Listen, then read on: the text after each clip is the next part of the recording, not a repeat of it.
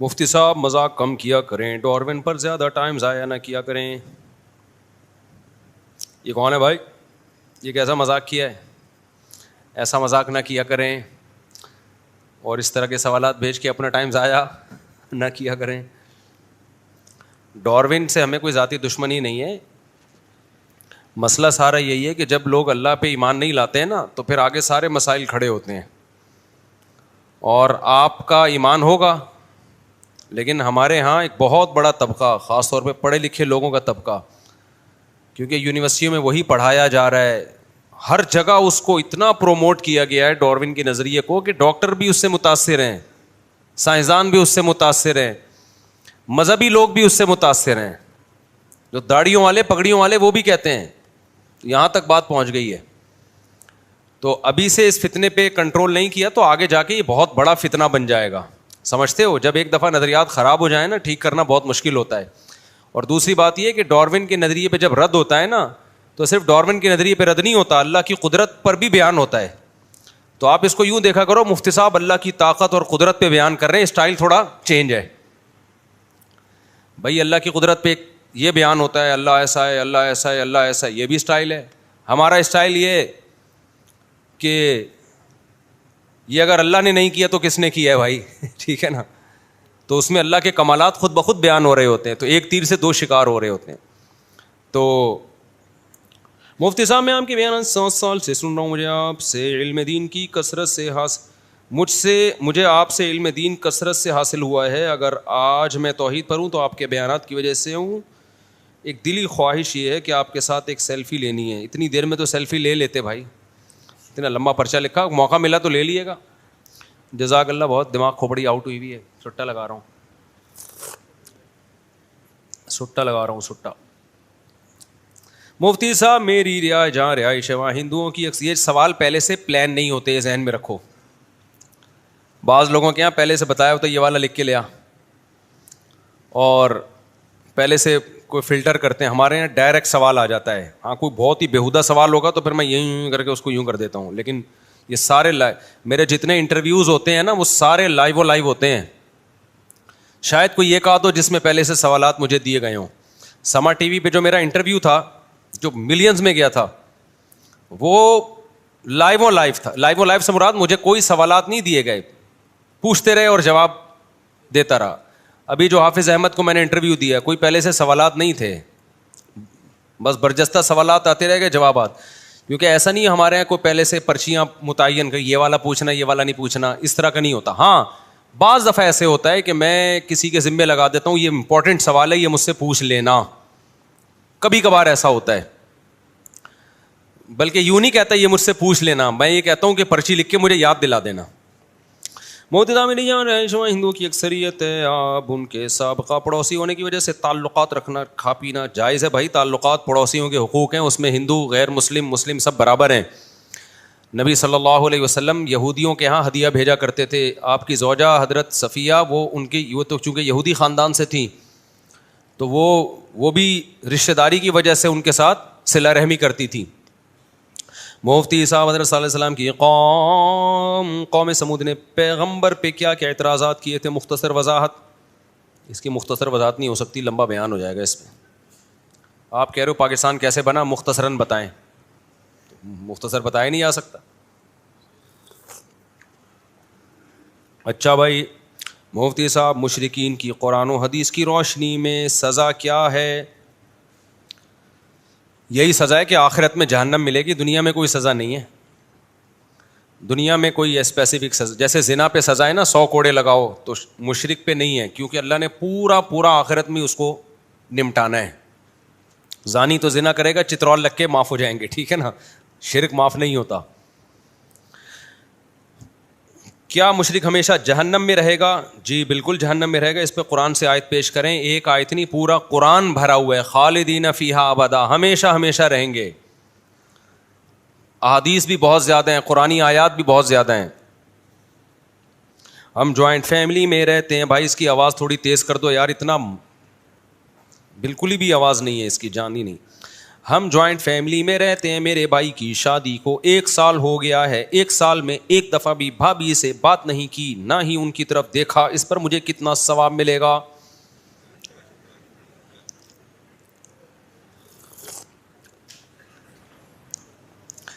بھابھی پر پردہ فرض ہے آپ سے کرنا, بالکل شریعت میں حکم ہے, چاہے جوائنٹ فیملی میں ہوں یا الگ الگ رہتے ہوں. غیر مسلموں کے یہاں یہ بھابھی وابھی کا پردہ ہی ختم ہو گیا ہے بالکل. اب وہ چند ان کی سوسائٹی میں چند کیسز تو دکھا رہے ہوتے ہیں کہ دیکھو ہمارے یہاں بھابھی سے پردہ نہیں ہے, بہنوں کی طرح رہتی ہیں, لیکن وہ واقعات نہیں بتاتے جن میں بھابھیوں کے ساتھ کیا کچھ ہو جاتا ہے. اسلام تو اصول بتاتا ہے نا, وہ یہ دیکھتا ہی نہیں کہ رزلٹ کیا ہے. قانون جب بنتا ہے نا, قانون دیکھو یورپ میں جب ریڈ بتی ہوتی ہے نا تو لوگ رک جاتے ہیں چاہے ٹریفک بالکل بھی نہ ہو. وہاں کو یہ لاجک پیش نہیں کرتا کہ اگر میں ابھی سگنل توڑوں گا تو ایکسیڈنٹ کا بالکل بھی خطرہ نہیں ہے. یہ قانون تو اس لیے بنایا گیا تھا کہ ایکسیڈنٹ کا خطرہ ہوتا ہے, ابھی تو بالکل بھی خطرہ نہیں ہے. تو جب دنیا کا قانون ہے نا اس میں لوگوں کو لا سمجھ میں آ جاتا ہے کہ لا ہے تو لا ہے, چاہے اس کو توڑنے میں نقصان نہ بھی ہو. تو اسلام کا قانون ہے کہ بھابھی دیور سے پردہ کرے گی, چاہے پردہ نہ کرنے میں نقصان ہو یا نہ ہو. بہت سے جگہ ہیں جہاں بھابھی پردہ نہیں کرتی لیکن کوئی نقصان نہیں ہوتا. لیکن لا کیا ہے؟ پردہ کرنا پڑے گا, کیونکہ جہاں ہوتا ہے وہ بے پردگی کی وجہ سے ہوتا ہے. ابھی میں نے آپ کو ایک واقعہ سنایا, اس اتوار کے بیان میں دوبارہ بتا دیتا ہوں. ہمارا یہ گارڈ ہے نا شمس, یہ نہیں دوسرا والا, اس کے گاؤں کا بھی چند مہینے پرانا واقعہ ہے. اس کے کسی نوجوان نے شادی کی کسی لڑکی سے, اپنی بیوی کو اپنے دوست سے پردہ نہیں کرایا جو بچپن کا قریبی دوست تھا. بعض اتنے کلوز ہوتے ہیں کہ آدمی کہتے ہیں تو میرے سگے بھائیوں کی طرح ہیں. حالانکہ اسلام میں سگے بھائی سے بھی پردہ, سگے بھائی سے بھی آپ کی بیوی نے پردہ کرنا ہے. دیکھو اپنی تعریفوں کے لیے نہیں بتا رہا میں, صرف یہ موٹیویشن کے لیے کہ یہ عملاً ممکن ہے. یہ بتانے میرے بڑے بھائی ہیں, ایک چھوٹے بھائی, 2 بڑے بھائی, اور ہم لوگوں میں بہت محبت ہے الحمدللہ. ہم جب بھائی آپس میں ملتے ہیں بڑی گپ شپ ہوتی ہے, خاص طور پہ بڑے بھائی سے تو بہت ہی بے تکلفی ہے, بالکل ایسے گپ شپ ہوتی ہے ہماری, بہت کلوز ہیں, اللہ کا شکر ہے ہم تمیز سے الحمدللہ اب تک کی رپورٹ کے مطابق. اور میری 2 بھابیاں ہماری کزن ہیں, ایک چچا زاد ایک پھوپھی زاد, دونوں نہ میرے سامنے آئی ہیں کبھی, مجھے یاد نہیں پڑتا. حالانکہ ان کی شادیاں ہوئی تھیں 98 97 میں, اور ہم جوائنٹ فیملی میں رہتے تھے. نہ میری بیویاں جتنی بھی ہیں ٹوٹل, نہ میرے بھائیوں کے سامنے کبھی آئیں. سب شادی شدہ ہیں ہم, اور سب اکٹھے رہے ایک گھر میں. پہلے تو جوائنٹ فیملی میں ہم رہتے تھے نا, وہ تو اب ہمارے بچے ہوتے گئے تو ہم اب کہاں ایک ہی جگہ تھوڑی رہیں گے اتنے. بعد میں الگ ہوئے سن 2006 تک ہم جوائنٹ فیملی میں اکٹھے ہی رہے ہیں. اس کے بعد میں پھر الگ ہو گیا کیونکہ میری حرکتیں ٹھیک نہیں تھیں, شادیوں پہ شادیاں کیے جا رہا تھا. تو انہوں نے کہا تو گھر کا ماحول خراب کرے گا, نکل یہاں سے. یہ حرکتیں باقی کوئی دوسری کوئی آپ نہ سمجھیں, کوئی چھٹے وٹے لگاتا ہوں, شادیاں پہ شادیاں پھٹے مٹے. تو ہم نے کہا چل بھائی نکل یہاں سے. انہوں نے نکالا, میں خود نکلا. 2006 تک ہم سب اکٹھے رہے ہیں. تو ہماری 2 بھابیاں ہماری کزن ہیں, وہ ہم سے پردہ کرتی تھیں. میرے گھر والے اب تک پردہ کرتے ہیں, میرے کسی بھائی کے سامنے کبھی بھی نہیں آئے. اور عید بقرعید پہ ہم سب اکٹھے بھی ہوتے ہیں, شادی بیاہ پہ ہم سب اکٹھے بھی, پھر بھی پردہ ہے. تو یہ جو اتنی اچھمبے کی چیز نہیں ہے جس کو لوگوں نے سمجھ لیا ہے کہ جوائنٹ فیملی میں پردہ کیسے ہوگا, جوائنٹ فیملی میں پردہ کوئی اتنی اچھا. ہم تو پریکٹیکلی یہ کر چکے ہیں, رہے ہیں الحمدللہ, اسی طرح رہے. پہلے زمانے میں سب اسی طرح رہے, سعودی عرب میں اب بھی ایسا ہی ہے. یہ جو بےہودگی آئی ہے نا ہماری سوسائٹی میں, سالیاں ہی اچھا میری چند سالیاں بھی پردہ کرتی ہیں, چند نہیں کرتی. تو اگر کوئی میری سالی پردہ نہیں کرتی ہے تو یہ اس کا قصور ہے, میرا قصور نہیں ہے. سمجھتے ہو؟ ہم ریزرو رہنے کی کوشش کرتے ہیں. میں کوشش کرتا ہوں کسی سے فری نہ ہوں. حالانکہ وہ بھائی بھائی کہہ رہی ہوتی ہیں اور سمجھتی بھی بھائیوں کی طرح ہی ہیں, لیکن پھر بھی ہم ریزرو رہتے ہیں کیونکہ اسلام کا حکم ہے بھائی آپ سالی سے فری بولتا کیوں نہیں ہو سکتے. میں نے دیکھا بعض علاقوں میں مولاناؤں کو دیکھا ہے سالیوں کے ساتھ سفر کر رہے ہیں, لاہور سے گجرانوالا جا رہے ہیں سالی کے ساتھ. جی ہماری سالی ہے. ابے تیری سالی ہے, تیری بیوی تو نہیں ہے نا بھائی ہے. تو جب مذہبی رہنما یہ کام کریں گے تو عوام کو کون سمجھائے گا؟ سمجھتا ہے کہ نہیں سمجھتا ہے؟ تو بھابھی ہے, سالی ہے, اسی طرح سالی کو لازم ہے بہنوئی سے پردہ کرے, بھابھی کو لازم ہے دیور سے پردہ کرے. یہ بڑا خوبصورت ماحول اسلام نے ہمیں بنا کے دیا. تو ہمیں تو بڑا اب تک وہ یاد آتا ہے, اتنا اچھا ماحول تھا, ہم اب بھی ہے الحمدللہ پردے کے حساب سے. تو اس میں عافیت ہے, ذہنی سکون ہے. میں وہ شمس کا واقعہ بتا رہا تھا, ہمارا گارڈ, اس کا کہتے ہیں ہمارے گاؤں میں شادی کی, یہ بھی 1 سال بھی نہیں ہوا اس واقعے کو, گاؤں میں شادی کی, بچپن کا دوست تھا تو بیوی کو اس سے پردہ نہیں کرایا کہ میرا تو بچپن کا کیا ہے یہ دوست. اب بیوی خوبصورت تھی, دوست لٹو ہو گیا اس کے اوپر. یہ جو عشق مشق ہے نا, یہ اپنے اختیار میں نہیں ہے, جب ہوتا ہے تو بتا کے نہیں ہوتا, یہ کہ آپ سے پہلے اجازت لے گا کہ یہاں لٹو ہونا مناسب رہے گا, آپ کہیں نہیں یہ میرے دوست کی بیوی ہے, اس کے علاوہ کہیں اور ٹرائی مار. خواہشات کسی لاجک کے تابع نہیں ہوتی. لٹو ہو گیا, اب وہ جب بھی اس سے بات کرے مسکرا کے, اور وہ تو پاگل سے پاگل ہوتا چلا جاتا ہے آدمی. تو پھر نتیجہ کیا نکلا ہے, شیطان نے اس کو ورغلانا شروع کر دیا کہ یار کسی طرح اس سے شادی کرو. اب ظاہر ہے پیغام نہیں بھیج سکتے, پھر ہر لڑکی خراب نہیں ہوتی کہ موبائل پہ آپ سے دوستی لگا لے, وہ بہت سی تو لگا لیتی ہیں. جب دوستیاں لگاتی ہیں, ایسے واقعات ہمارے علم میں آئے ہیں کہ ایک آدمی کو کسی لڑکی سے عشق ہوا, شادی کہیں اور ہوئی ہے, تو موبائل پہ رابطہ تھا, تو اب زنا ہو رہا ہے دونوں میں, شوہر کو پتہ ہی نہیں ہے. بہت گند ہے بھائی, میں نہیں ان زیادہ گندگی کو ہائی لائٹ نہیں کرنا چاہیے, اس سے گند اور پھیلتا ہے. تو یہ تو ٹاپک چل نکلا تو میں آپ کو بتا رہا ہوں, پردے میں عافیت ہے. گوروں کی طرح مت بنو براڈ مائنڈڈ. لبرل لوگوں کا اپنا خاندانی نظام تباہ ہوگا نہیں, ہو چکا ہے. جو لبرل کہتے ہیں میں ایکچولی ہم سب کے ہماری ایکچولی ان کا جو اندر حال ہو گیا ہے نا, یہ بس چھوڑو کیا حال ہوا ہے ان کا.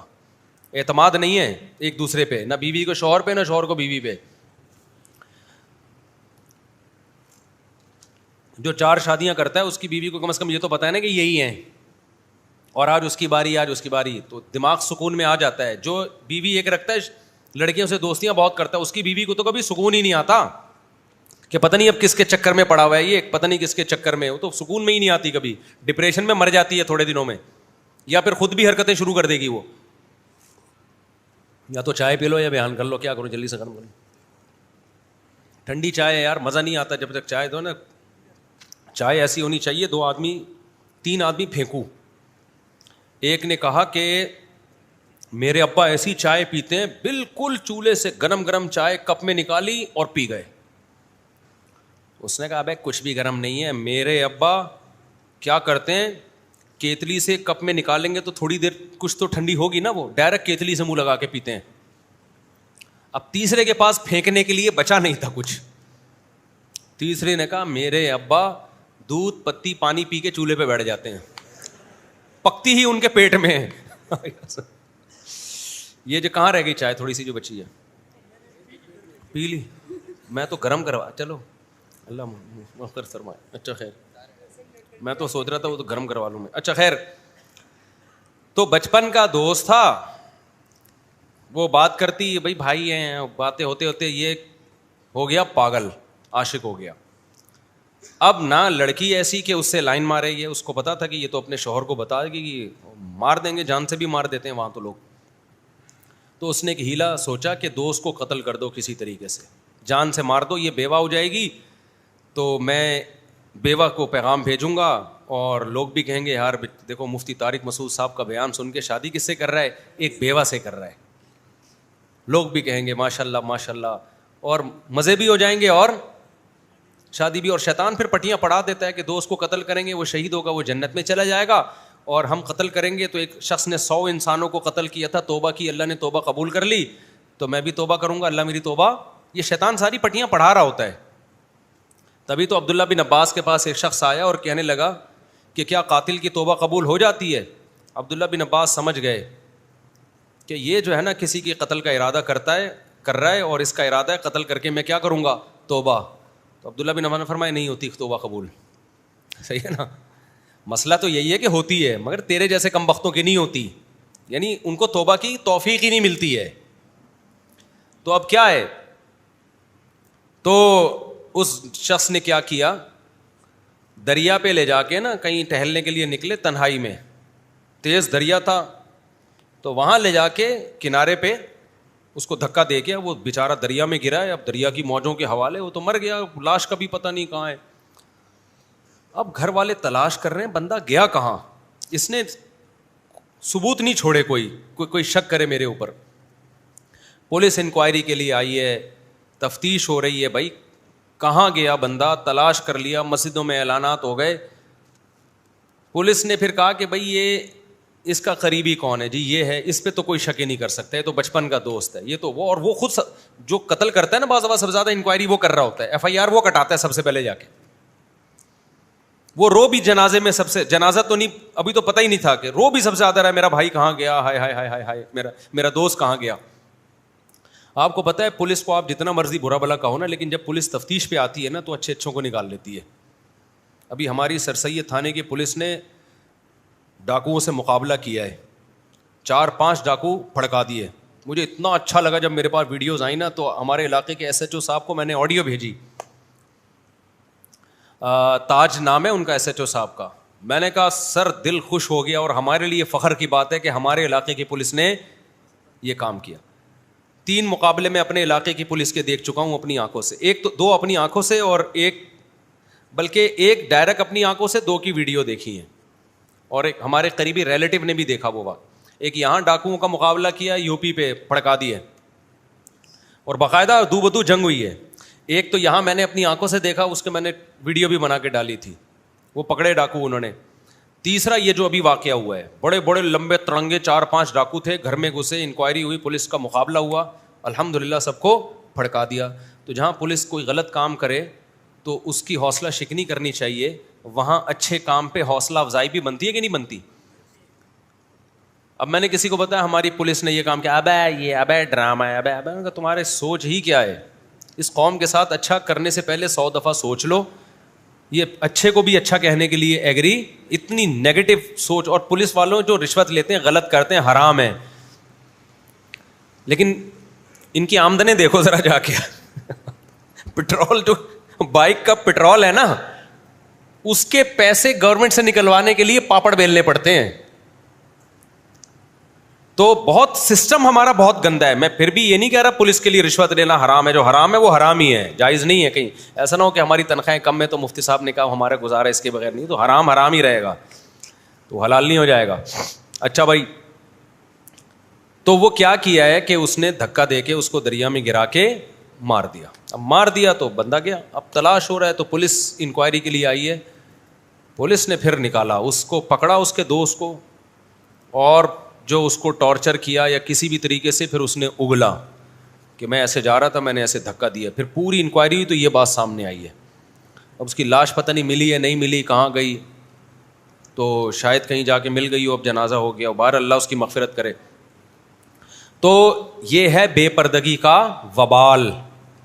جو آپ ٹیلی ویژن پہ دیکھتے ہو نا, لڑکے لڑکیاں بیٹھے ہیں, یہ دیکھو ان کو تو کچھ بھی نہیں ہو رہا, یہاں تھوڑی ہوگا کچھ, ان کو یہاں تھوڑی ہوگا.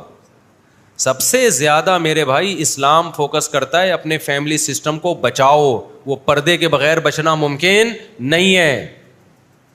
تو میں لڑکیوں سے کہتا ہوں, اگر آپ کو گھر میں پردہ نہیں کروانے دیا جا رہا تو جوائنٹ فیملی میں رہنا پھر آپ کے لیے جائز نہیں. اپنے شوہر کو فورس کرو, مجھے میں نہیں آنا چاہتی دیور کے سامنے, میں نہیں آنا چاہتی آپ کے چچا ماموں کے سامنے. اچھا, ہمارے گھر والے صرف ہمارے بھائیوں سے نہیں بلکہ میرے چچا میرے ماموں سب سے پردہ ہے, حالانکہ وہ تو خاندان کے بڑے ہیں. البتہ یہ ضرور ہے کہ جو خاندان کے بڑے ہیں, ہم نے ان کو اتنی اجازت, ہم نے کیا, وہ تو خاندان میں اجازت شریعت میں بھی ہے کہ بھائی, کیونکہ وہ جو خاندان کے بڑے ہوتے ہیں ان کے لیے یہ بچیاں کیا ہوتی ہیں, لڑکیاں یا جو بہویں ہوتی ہیں وہ بیٹیوں کی طرح ہوتی ہیں نا. تو اتنا ہے کہ پردے میں سر پہ ہاتھ رکھ لیں, پردے کی پابندی کے ساتھ. سمجھتے ہو کہ نہیں سمجھتے؟ یا پردے کے ساتھ وہ آ کے سلام کر لیں. اب جیسے میرے تو چچا ہے نہیں, انتقال ہو گیا, اللہ مغفرت فرمائے, چچا یا ماموں گھر میں آتے ہیں تو میں اپنے گھر والوں سے کہتا ہوں بھائی میرے ماموں ہیں, بڑے بزرگ ہیں, جا کے کیا کرو, پردے کے ساتھ جا کے سلام کر لو, تاکہ رسپیکٹ بھی ہو اور پردہ بھی ہو. بلکہ جو بڑے کزن ہیں گھر والوں کے, جیسے کوئی ایجڈ کزن ہے, عمر زیادہ ہے, تو بھی بڑے بھائیوں کی طرح ہیں, تو بھائی پردے کی پابندی کے ساتھ جا کے ان کے سامنے کیا کر لو, سلام کر لو. یا چچا ماموں وغیرہ ہیں, وہ ہاتھ رکھ لیں سر کے اوپر پردے کے ساتھ. سمجھتا ہے کہ نہیں سمجھتا ہے؟ تو اتنی گنجائش ہے یہ تو، تاکہ اس بڑے کو آپ پروٹوکول بھی تو دو نا، پتہ تو چلے خاندان کا بڑا ہے. وہ بھی بالکل 6 کلومیٹر دور جا کے بیٹھے گا تو اس کو یہ احساس کیسے ہوگا میں خاندان کا بڑا ہوں. تو اسی طرح بھابھی اگر عمر میں زیادہ ہے، ماں کی جگہ ہے، تو پھر پردہ تو کرے گی وہ، لیکن آپ سفر پہ آنے سے پہلے، سفر پہ جانے کے بعد سلام کرو گھر میں، ٹھیک ہے نا؟ سلام کر سکتے ہو، اس میں کوئی حرج نہیں ہے، بلکہ کرنا چاہیے. چچی ہے، ممانی ہے، چچی اور ممانی کا بھی آپ سے پردہ ہے، لیکن وہ خاندان کی بڑی ہیں تو پردے کی پابندی کے ساتھ وہ آپ کو سلام کریں. بلکہ آپ جا کے کیا کرو، سلام کرو، خیر خیریت پوچھ لو کہ بھئی آپ کے چچی ہے نا، وہ چچا کی بیوی ہے تو بڑی ہے، چچا کی جگہ ہے، لیکن نامحرم ہے، کیونکہ چچا کے مرنے کے بعد چچی سے شادی جائز ہے، ماموں کے مرنے کے بعد آپ کے لیے ممانی سے نکاح جائز ہے، تو نامحرم ہے. لیکن چونکہ خاندان کے بڑے ہیں تو پردے کے ساتھ آپ ان سر پہ ہاتھ بھی رکھوا سکتے ہو. میرے خاندان میں جو بزرگ خواتین ہیں اگرچہ نامحرم ہے، لیکن جب وہ آتی ہیں تو ہم جاتے ہیں، اپنی پگڑی نیچے کر لیتے ہیں، بھائی ہمارے سر پہ کیا رکھ دو، ہاتھ رکھ دو. اب ہماری والدہ کی کزن ہے، عمر زیادہ ہے، تو ان کے پردے کے وہ احکام نہیں ہوں گے جو بالکل ینگ جوان عورتوں کے ہوتے ہیں. تو اس میں یہ ہے کہ بھائی چلو جی، تھوڑا ان کو احساس ہوگا کہ بھائی ہمیں عزت دے رہا ہے، سمجھتا ہے. بلکہ یہ کام تو ہم یہ بھی کرتے ہیں، کسی دوست ہے قریبی، اس کی والدہ ہیں ذرا عمر زیادہ ہے، تو وہاں بھی میں چلا جاتا ہوں، جی آپ کی والدہ سے آشیرواد لے لیں. انڈیا میں آشیرواد کہتے ہیں نا اس کو. تو وہ ایجڈ ہیں، تو ذرا جو بوڑھی خواتین ہیں، ایجڈ ہیں، ان کے احکام اور ہیں. کمال کی بات ہے کہ آج کل بوڑھی عورتیں پردہ کر رہی ہیں، جوان بالکل نہیں کرنی.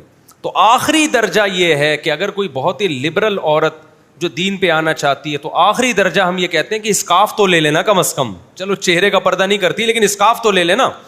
اصل میں تو چہرے کا پردہ بھی فرض ہے، لیکن آخری درجہ کیا ہے کہ چلو اسکارف تو لے لے. وہ بھی نہیں لے رہی تو پھر تو شرعی حدود کو آپ بالکل ہی کراس کر رہے ہیں نا. سمجھتے ہو کہ نہیں سمجھتے ہو؟ تو اس لیے گھروں میں پردہ کراؤ بھائی. اپنی بیگم کو بول دو کہ بھائی میرے بھائیوں کے سامنے آپ نے نہیں آنا. وہ کہے گی اچھا دوسروں کے سامنے تو آپ چلے جاتے ہو. آپ کہو کہ بھائی میں بھی نہیں جاؤں گا. اب کوئی اور آ رہا ہو تو پھر آپ اس کے مکلف نہیں ہو. بھائی کیا ہو گیا؟ آپ اپنی بیگم کو بولو کہ تم میرے بھائیوں کے سامنے مت آنا. وہ کہے گی اچھا میری بہن آتی ہے تو آپ بھی تو بیٹھ جاتے ہیں. تو اس کو میں نہیں بیٹھتا، آپ کی بہن بیٹھتی ہے، ٹھیک ہے نا؟ میرا گھر ہے، وہ آگے بیٹھتی ہے تو میں کیا خود بھگا دو، میری طرف سے اجازت ہے. سمجھتے ہو؟ کیا بولو میری طرف سے اجازت ہے، اس کو منع کر دو کہ نہیں آئے میرے سامنے. تو کیونکہ پھر آئے ہوئے مہمان کو آپ بھگا نہیں سکتے منہ پہ کہ آپ یہاں بیٹھی ہو دفعہ ہو جائیں، پھر یہ غیر اخلاقی حرکت سمجھی جاتی ہے. تو عورت پہ پردہ فرض ہے کہ وہ نہ آئے آپ کے سامنے. سمجھتا ہے کہ نہیں سمجھتا ہے؟ اچھا بھائی، شریعت کی تعلیمات یہ ہیں کہ اپنی برائیوں کو چھپانے کا حکم ہے، ظاہر نہ کریں. پھر اگر ہمیں کسی کی تحقیق کرنی پڑے تو کیسا پتہ چلے گا کہ وہ دیندار ہے یا بے دین؟ نہیں پتہ چل سکتا 100% کسی کے بارے میں. شریعت نے ہمیں ظاہر کا مکلف بنایا ہے. تو آپ کو یہ ضرورت کیا ہے ایک تحقیق کرنے کی کہ ہمیں کیسے پتہ چلے دیندار ہے یا بے دین؟ تحقیق جب کرنی پڑتی ہے جب رشتے ناطے کرنے پڑتے ہیں، تو اس میں پھر تحقیق کروا لو. اس کے قریبی دوستوں سے پوچھ لو بھائی ہم اپنی بیٹی اس کو دینا چاہتے ہیں کہ چپ کے سٹے تو نہیں لگاتا، یہ چوری تو نہیں کرتا، یہ چپل اپنی ہے یا مسجد سے چرائی ہے اس نے. پھر مجبوری ہے. شریعت کی تعلیمات یہ ہوں گی. میرے رشتہ دار آپ پر اعتراض کر رہے ہیں کہ مفتی صاحب کی عمر 50 سال کے قریب ہے، پھر بھی آپ نے چوتھی شادی کنواری سے کی ہے، یہ غیر اخلاقی نہیں ہے کیا؟ آپ کے رشتہ داروں کو مل نہیں رہا رشتہ، سمجھ رہے ہو؟ یہ سوال جہاں میری شادی ہوئی ہے ان سے پوچھنا چاہیے. میرے 2 گھر والے طلاق یافتہ ہیں، 2 کیا ہیں؟ 2 غیر طلاق یافتہ ہیں. تو اور حقیقت یہ ہے، میں بار بار بتاتا ہوں، میں مذاق نہیں کر رہا ہوتا، میں جھوٹ نہیں بول رہا ہوتا. میں نے نکاح کا پیغام پاؤں سے معذور لڑکیوں کو بھی بھیجے ہیں. نکاح کا پیغام ہم نے لکوا کی مریضہ خاتون کو بھی بھیجا ہے، بہری خواتین، گونگی بہری خواتین کو بھی بھیجا ہے. کسی نے ہمیں قبول نہیں کیا، ریجیکٹ کر دیا. سوسائٹی کا گرا ہوا مال سمجھا ہم سے کہ مولوی اس قابل نہیں ہے کہ ہم اس کی تیسری بیوی بنے، اگرچہ ہم پاؤں سے معذور ہیں، یہ اس قابل نہیں ہے. سمجھتا ہے کہ نہیں سمجھتا ہے؟ ہم ٹرائی پھر بھی کرتے رہے. ہمیں کنواری ملی، ہم نے وہاں ٹرائی مارا، طلاق یافتہ کو ٹرائی مارا، بیوہ کو ٹرائی مارا. تو جہاں ہوگا وہیں کریں گے نا. نہیں آئی بات میرا خیال ہے سمجھ میں؟ تو جہاں ہوگی ہم کیا کریں گے؟ تو ہم وہیں کریں گے. تو اب یہ اعتراض 3rd پرسن کو نہیں ہونا چاہیے، یہ اعتراض ہونا چاہیے لڑکی والوں کو کہ آپ نے ہماری کنواری بیٹی سے شادی کیوں کی؟ آپ 50 سال کے ہونے والے ہو، آپ کے کبھی 15.25 کی رپورٹ ہوتی ہے، کبھی 15.16 کی رپورٹ ہوتی ہے، اتنی بچوں کے لے کے آپ گھوم رہے ہو، پہلے سے آپ کی اتنی شادیاں ہیں، تو آپ کی یہ جرت کیسے ہوئی آپ نے ہمارے گھر نکاح کا پیغام بھیجا؟ یہ ان کو اعتراض ہونا چاہیے تھا, ان کو اعتراض ہوتا تو میں نہیں بھیجتا, میں کہتا میں نہیں بھیج رہا, ٹھیک ہے آپ کو اچھا نہیں لگ رہا میں نہیں. جب ان کو اعتراض نہیں ہے اور وہ خوش ہیں الحمدللہ, میرے سسرالوں سے الحمدللہ اب تک کی رپورٹ کے مطابق خوش ہیں, تو جب وہ خوش ہیں, وہ سمجھ رہے ہیں کہ ہمارے بچوں کے ساتھ اچھا ہو گیا, اچھا گھر مل گیا, ان کو خوش ہے, خوش زندگی گزار رہے ہیں وہ, تو پھر یہ پڑوسیوں کو یا محلے میں یا کسی اور کو تکلیف ہو رہی ہے, تو یہ تکلیف اس کی علامت ہے, اس کو کوئی معذور بھی نہیں مل رہی. تو وہ میرا وہ والا غم ہے جو پہلے مجھے ہوا کرتا تھا. سمجھ رہے ہیں نا. تو بھائی جب جو مل رہا ہے کر لیں, کر لو شادی, اس میں کیا جا رہا ہے. تو میری حقیقت بتاؤں, میری خواہش یہی تھی کہ میں طلاق یافتہ سے ہی کروں, اب بھی میری یہی خواہش تھی, یا کسی بیوہ سے کروں میں. کوئی مناسب جگہ مجھے بیوہ یا طلاق یافتہ ملے تو میرے دوست گواہ ہیں کہ میں پہلی کوشش وہیں کرتا تھا, لیکن نہیں ہوئی. تو جہاں ہوئی ہے اس پہ تو تانے نہ دو نا. تو یہ تو سوال ان کو ہوتا ہے کہ آپ سسرال والوں سے پوچھا جائے کہ آپ نے کیوں کی ان سے, تو وہ کہیں گے ہم خوش ہیں جب ہمیں اچھا, ان کے خیال میں نہیں کہہ رہا کہ میں اچھا ہوں, ان کے خیال میں کہتے ہیں ہمیں اچھا رشتہ مل گیا. تو یہ ان سے پوچھو سمجھتا ہے کہ نہیں سمجھتا ہے. تو یہ ان کا حق بنتا ہے کہ لڑکی والے اعتراض کریں کہ ہم نہیں دے رہے. یہ بالکل ایسا ہی ہے جیسے نبی صلی اللہ علیہ وسلم نے 50 سال کی عمر میں حضرت عائشہ سے کی نا, 9 سال کی, تو 9 سال عمر تھی, تو غیر مسلم اعتراض کرتے ہیں تو ظلم ہے. حضرت عائشہ سے پوچھو گے تو وہ کیا کہیں گی, ظلم ہے. وہ کہیں گی بھائی میرے لیے دنیا میں اس سے زیادہ خوش قسمتی کی بات کوئی ہے نہیں. تو جب امی عائشہ خوش ہیں تو آپ کو کیا پریشانی ہو رہی. میں یہ نہیں کہہ رہا ہمارے گھر والے حضرت عائشہ کی طرح مجھ سے خوش ہیں, کیونکہ بیان سنتے ہیں اور بھگتنا میں نے ہی پڑتا ہے گھر جا کے کہ اتنا پھینکنے کی آپ کو اجازت نہیں ہے. انڈے لینے بھیجا تھا, 2 گھنٹے کا بیان کر کے آئے, مگر اب تک انڈے گھر پہ نہیں آئے. تو میں نہیں کہہ رہا ہمارے گھر والے مجھ سے اتنا خوش ہیں, لیکن پریشان اتنے ٹینشن میں نہیں ہے جتنا یہ پرچی والے ٹینشن میں, اتنی ٹینشن میں نہیں ہے. سمجھ میں آ رہی ہے بات. اتنی ٹینشن میں نہیں ہے جتنا یہ جس نے پرچی دی ہے نا ان کے رشتے دار ٹینشن میں آئے ہوئے ہیں. تو وہ ان سے گھر والوں سے ملیں گے, بولیں گے الحمدللہ ہم خوش ہیں, ہمیں خوشی ہے. سمجھتا ہے. تو جب ان کو کوئی پریشانی نہیں ہے, ہمیں کوئی پریشانی نہیں ہے, تو پھر باقیوں کو کیوں پریشانی ہو رہی ہے. پھر یہ پریشانی اس کی علامت ہے کہ کیوں کر رہا ہے یہ. ٹھیک ہے نا. تو میں حقیقت بتاؤں, میں نے ابھی بھی طلاق یافتہ بیواؤں کی طرف زیادہ پیغام بھیجے تھے, لیکن نہیں ہوئی. ہو سکتا ہے بہت سی بیواؤں کے فون آنا شروع ہو جائیں, اچھا ہم نے تو آپ کی طرف پیغام بھیجا تھا تو آپ نے ریجیکٹ کر دیا تھا. تو بھائی صرف بیوہ یا طلاق یافتہ ہونا کافی نہیں ہے. اب کوئی میرا بھی تو دل مائل ہو نا, خالی یہ تھوڑی کہ بیوہ یا طلاق یافتہ ہو, تو میرا بھی تو دل مائل ہو نا. اگر ایسے ہی کوئی شادی کا مطلب یہ ہے کہ کوئی بھی آ جائے کچھ بھی کر لو, تو پھر تو وہ نکاح تھوڑی رہتا ہے, پھر تو آپ کو بیوی سے محبت ہی نہیں ہوگی. اب مثال کے طور پر کوئی بیوہ کے والدین کی طرف سے پیغام آیا, مفتی صاحب ہماری بچی بیوہ ہے, آپ بیواؤں کے بڑے فضائل بیان کرتے ہیں, آپ نکاح کر لیں. اب مجھے وہ بیوہ سمجھ میں ہی نہیں آ رہی, کسی بھی وجہ سے نہیں آ رہی, اخلاقی اعتبار سے نہیں آ رہی, یا شکل کے اعتبار سے مجھے لگتا کہ میرا دل اس کی طرف مائل ہی نہیں ہوگا. تو پھر ایسی بیوہ سے قرآن نے آپ کو نکاح کی اجازت نہیں دی ہے. وجہ اس کی ہے کہ آپ اس کو پھر بیوی والی محبت دے ہی نہیں پاؤ گے. تو ما طاب لکم, جو تمہیں پسند آئیں.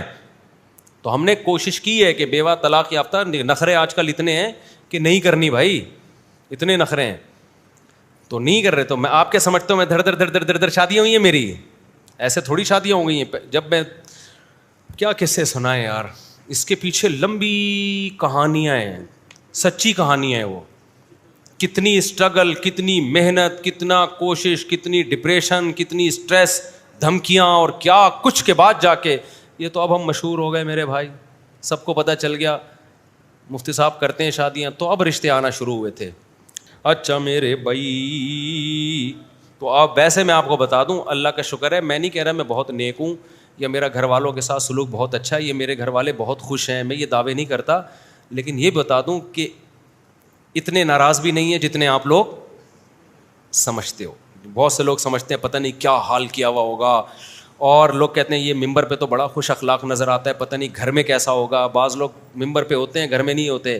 تو میں نہیں کہہ رہا میں گھر میں بہت خوش اخلاق ہوں, لیکن ایسا بد اخلاق نہیں ہوں جیسا آپ لوگ بولو سمجھ رہے ہیں. تو میرے گھر والے اللہ کا شکر ہے سکون اطمینان میں, الحمدللہ. صلو علی الحبیب. یعنی یوں سمجھ لیں آسان لفظوں میں کہ اگر میں چاروں گھر والوں کو آپشن دوں آپشن دوں کہ بھائی آپ اگر ہم سے نکاح کر کے پچھتا رہے ہو تو میں علیحدگی دینے کے لیے تیار ہوں, تو یہ مجھے یقین ہے کہ کوئی بھی علیحدگی کے لیے تیار نہیں ہوگا. اتنا اطمینان والا, سکون والا الحمدللہ ماحول ہے کہ کوئی بھی چاہے 1-1 کروڑ روپے دے دیے جائیں, سمجھ رہے ہو نا کہ نہیں سمجھ رہے.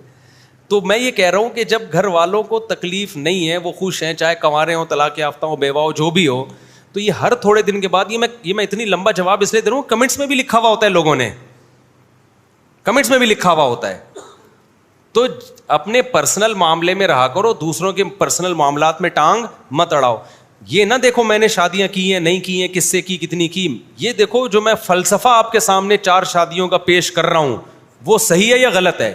کیونکہ یہ بھی ممکن ہے کہ میں نکاح کرتا, کامیاب نہ ہوتا, لڑائیاں ہوتی, طلاق ہو جاتی, یہ بھی ممکن تو ہے نا. تو اس سے کیا یہ فلسفہ غلط ہو جاتا؟ بھائی یہ تو لوگوں کے پرسنل آج میرے گھر میں خوشیاں ہیں, اللہ نہ کرے کل حالات تبدیل ہو سکتے ہیں, لڑائیاں ہو سکتی ہیں, جھگڑے ہو سکتے ہیں, پھر اس پہ اسکینڈل بنتے ہیں. یہ دیکھو مفتی کی بیوی یوں کر رہی ہے, الزام لگا رہی ہے, مفتی یہ الزام لگا رہا ہے. لوگ اس طرح کے اسکینڈل مولویوں کے بارے میں بناتے ہیں نا. بات یہ کہ وہ میرے پرسنل معاملات ہیں, اچھے ہیں یا برے ہیں. میں جو فلسفہ پیش کر رہا ہوں کہ 4 شادیوں والا یہ معاشرے کی ضرورت ہے, اس فلسفے پہ بات کیا کرو کہ یہ ٹھیک ہے یا غلط ہے. وہ فلسفے کو کوئی غلط نہیں کہا. نجی حالات تو کبھی اچھے بھی ہوتے ہیں, کبھی برے. نبی کی زوجہ کو طلاق ہوئی ہے کہ نہیں ہوئی ہے؟ آپ صلی اللہ علیہ وسلم کی ایک زوجہ سے علیحدگی بھی ہوئی ہے, رخصتی سے پہلے ہی علیحدگی ہوئی ہے. جو ابنۃ الجون کا واقعہ ہے نا, نبی صلی اللہ علیہ وسلم نے ان سے نکاح کیا, رخصتی جب ہوئی تو وہ آپ کی وہ زوجہ راضی نہیں تھی اس نکاح پہ. جب آپ اپنے کمرے میں داخل ہوئے تو انہوں نے فرمایا میں اس پہ خوش نہیں ہوں, آپ نے اسی وقت طلاق دے دی ان کو. سمجھ رہے ہو کہ نہیں سمجھ رہے؟ تو ایسے تو نبی کے گھر میں اس طرح کے اس ہائی لیول کے نہیں ہیں, صحابہ کے گھر میں بھی طلاق کے واقعات ملیں گے. تو میں بھی اسی سوسائٹی کا ایک انسان ہوں, میری شادی کامیاب بھی ہو سکتی ہے اور ناکام بھی ہو سکتی ہے. کبھی ناکامی میں ہو سکتا ہے میری غلطی ہو, کبھی ہو سکتا ہے ناکامی میں سامنے والوں کی غلطی ہو, کبھی ہو سکتا ہے دونوں کی غلطی ہو, کبھی ہو سکتا ہے دونوں کی غلطی نہ ہو, تھرڈ پرسن نے لڑوایا ہو. تو میں اس سوسائٹی کا ایک نارمل انسان ہوں, اور میں کبھی یہ دعوے نہیں کرتا کہ میں کامیاب میاں ہوں یا کامیاب گھر کا سربراہ ہوں. بھائی اللہ تعالیٰ گھر چلاتا ہے, چل جاتا ہے, نہیں چلتا تو بڑے اچھے اچھے ہوں گے گھر ہم نے ٹوٹتے ہوئے دیکھے ہیں. تو یہ لوگوں کے نجی حالات ہوتے ہیں.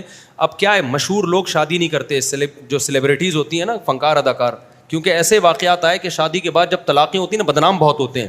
میرے پاس ایسے فنکار لوگ آئے ہیں کہ ہم نے شادی کی, نہیں بنی, طلاق ہوئی, میڈیا پہ اتنا گندا کیا گیا ہمیں کہ اب ہمیں شادی کے نام سے نفرت ہو گئی ہے. تو کیا ہم چھپ کے شادی کر سکتے ہیں؟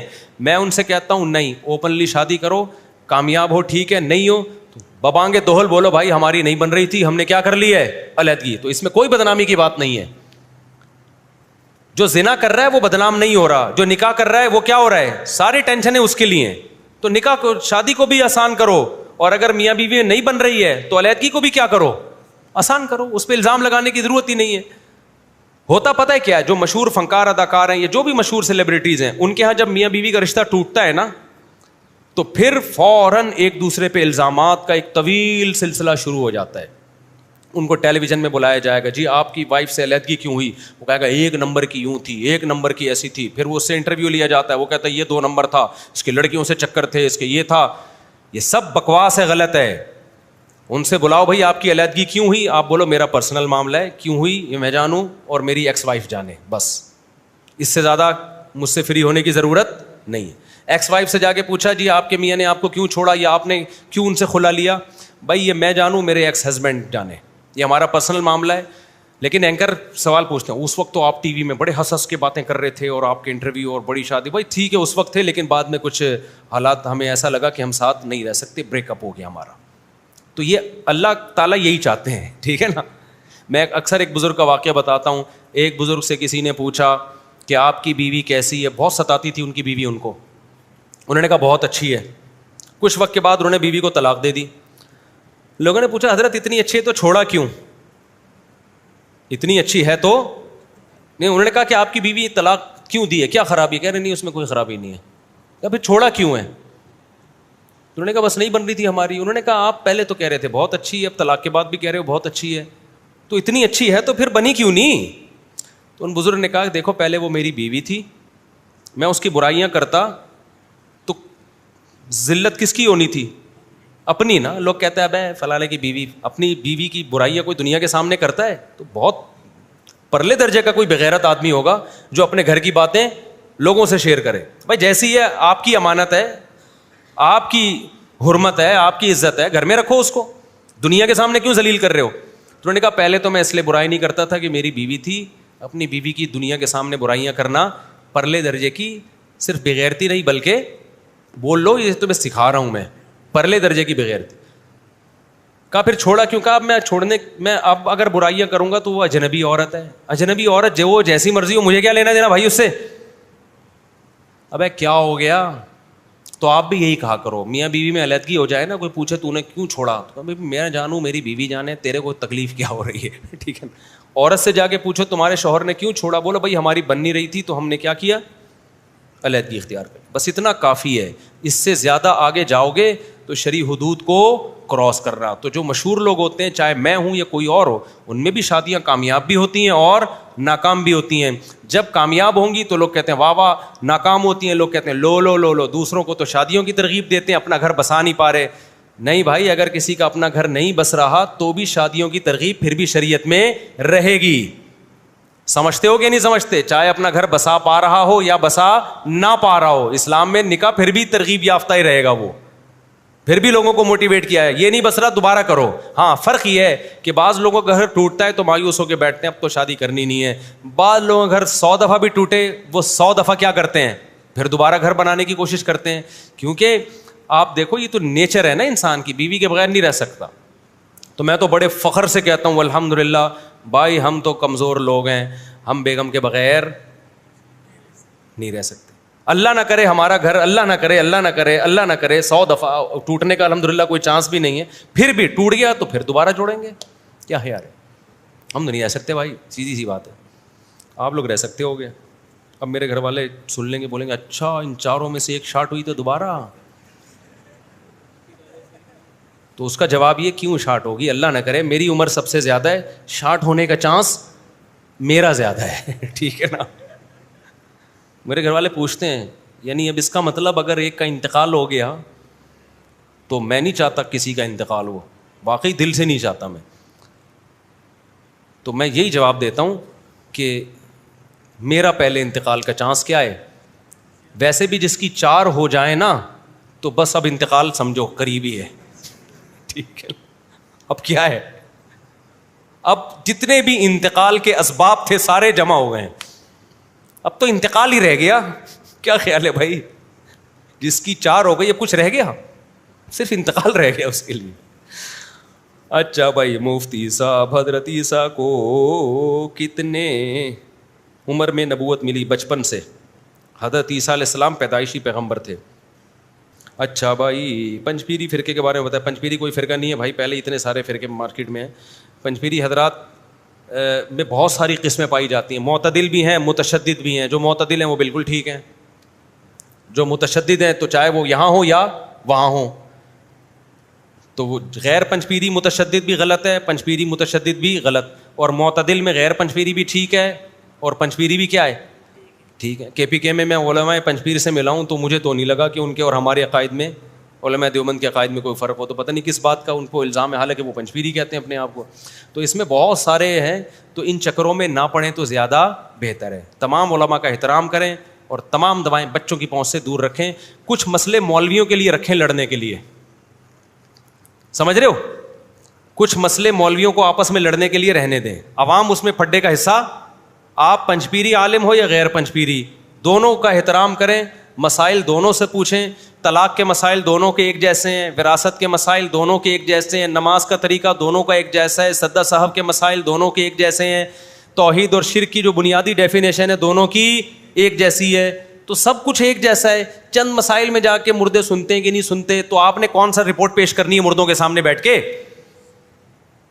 آپ کا کیا کہ سنے نہ سنے, آپ نے کیا, ابا اگر سنتے ہیں تو کیا خبرنامہ پیش کرنا ہے, بہو کے حالات بتانے ابا کی وہاں جا کے آپ نے؟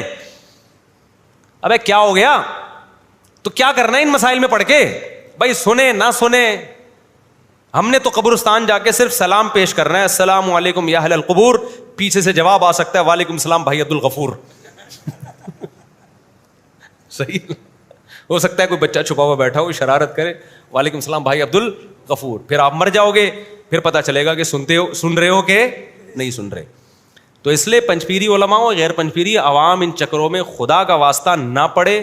کچھ مسائل مولاناؤں کے لیے رہنے دیں, آپس میں لڑیں. جیسے یہ مسئلہ بہت اٹھایا گیا تھا استوا علی العرش کا چند سال پہلے, کہ اللہ تعالیٰ عرش پر ہیں ہر جگہ. اس میں مناظرے شروع ہو گئے تھے یوٹیوب پہ.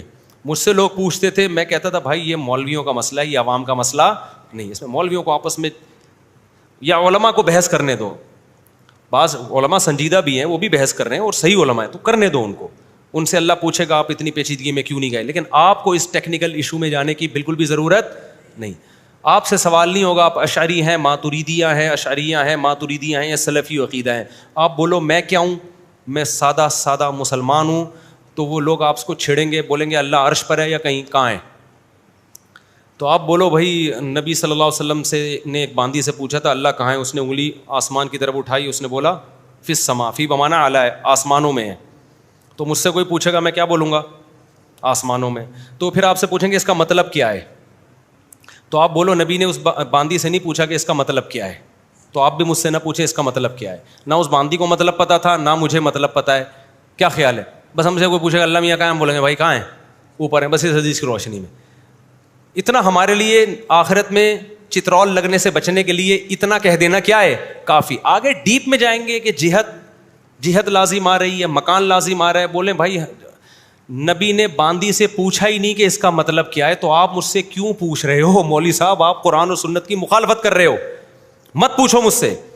پھر ہو سکتا ہے وہ مولوی صاحب آگے دلیل پیش کریں کہ بھائی قرآن تو کہہ رہا ہے وَهُوَ مَعَكُمْ أَيْنَمَا كُنْتُمْ, تم جہاں بھی ہو اللہ تمہارے ساتھ ہے. تو آپ بولیں گے بھائی اللہ نے حضرت موسیٰ علیہ السلام کو کیا کہا, اِنَّنِي مَعَكُمَا أَسْمَعُ وَأَرَىٰ, اے موسیٰ اور ہارون فرعون کے پاس جاؤ. حضرت موسیٰ ہارون گھبرانے لگے, اللہ وہ تو ہمیں سزا دے گا.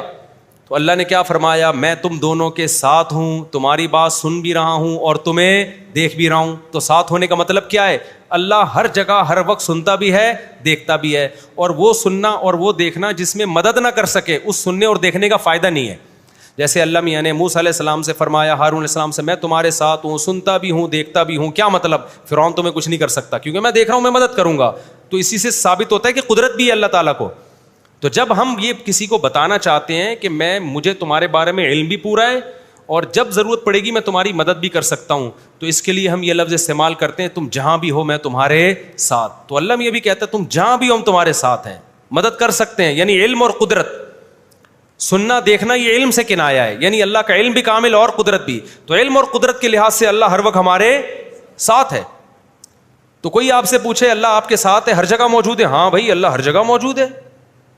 کیا مطلب ہر جگہ موجود ہے, بھائی ہر جگہ موجود ہے, ہر وقت ہمیں دیکھ بھی رہا ہے, ہر وقت ہماری مدد بھی کرتا ہے. اور لوکیشن پوچھی جائے کہ اللہ کہاں ہے, تو جیسے نبی نے باندی سے پوچھا اللہ کہاں ہے, تو لوکیشن پوچھی, لوکیشن کے لحاظ سے باندی نے کیا کہا, فی السما, آسمان میں. تو جب ہم سے کوئی لوکیشن پوچھے گا کہاں ہے, تو ہم کہیں گے آسمان میں. اور کوئی کوئی کہ ہر جگہ موجود نہیں ہے, بھائی ہر جگہ موجود ہے, ہر وقت ہمیں دیکھ رہا ہے اور ہر وقت ہماری مدد کرتا ہے. تو عوام کے لیے اتنا کیا ہے کافی.